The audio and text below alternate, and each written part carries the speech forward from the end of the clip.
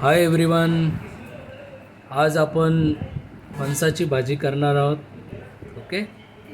तर पहिले फणसाचे गरे काढून घ्यावे लागतात. तर त्यासाठी आम्ही गरे काढले आहेत.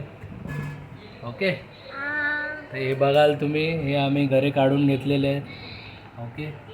आणि माझ्यासोबत माझा मुलगा आहे कंतक, तो साफ करतो आहे. आणि गोल्डी साफ नाही करत आहे. ओके.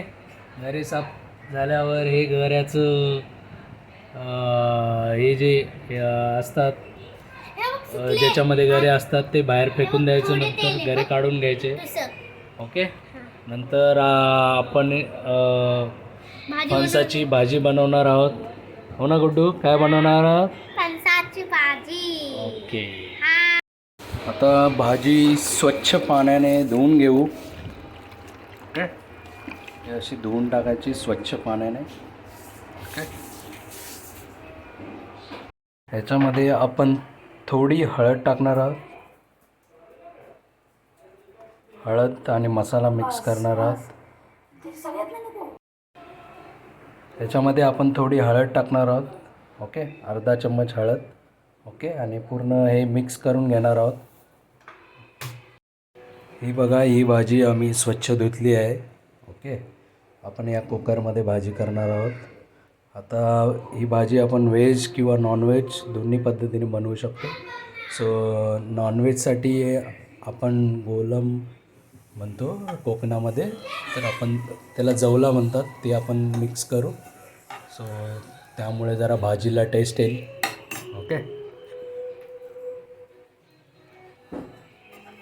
सो गोलम आपण भाजून घेणार आहोत. ओके. आणि नंतर तो भाजीमध्ये मिक्स करणार आहोत.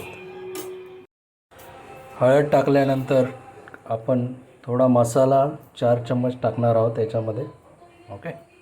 आणि तो पण मिक्स करून घ्यायचा आहे. ओके. हे बघा. आणि थोडी लसूण साईडला सोलून ठेवायची आहे. ओके. आणि ती आपल्याला लागणार आहेत भाजी करण्यासाठी. हे बघा, आपण मसाला आणि हळद टाकून मिक्स केले आहे. ओके. थोडी कढई तापवायला ठेवली आहे आणि त्या कढईमध्ये आपल्याला थोडं तेल टाकायचं आहे. ओके.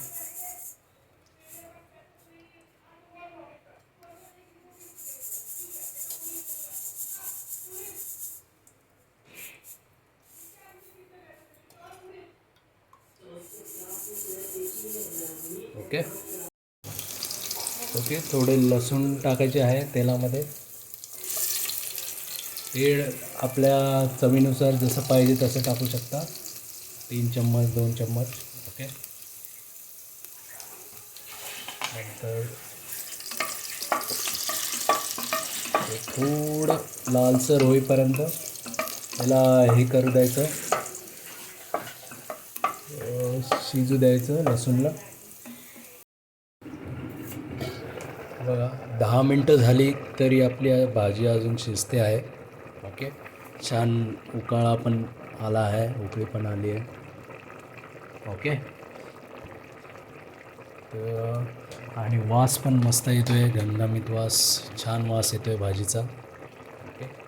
थोडा अजून 5-10 मिनटं भाजी अजून शिजायला ठेवायची, कारण या भाजीला शिजायला थोडा वेळ लागतो आहे. ओके. डायरेक्ट कुकरमध्ये टाकू नाही शकत आपण, कारण का डायरेक्ट ती पातळ होऊ शकते. असं आपल्याला थोडी घन पाहिजे. ओके. म्हणून मी शिजायला ठेवले, उकडायला डायरेक्ट कुकरमध्ये नाही टाकली आहे. ओके. सो ही बघा, फायनली आपली भाजी शिजलेली आहे मस्तपैकी. ओके.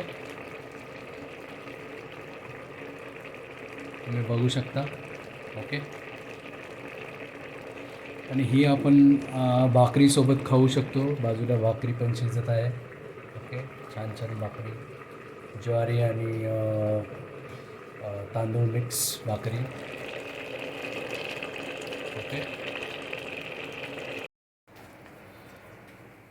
ही बघा आपली भाजी आणि ही भाकरी, या भाकरीसोबत आपण भाजी खाऊ शकतो. ही छान छान भाजी झालेली आहे, फणसाची भाजी, जनता भाजी. ओके.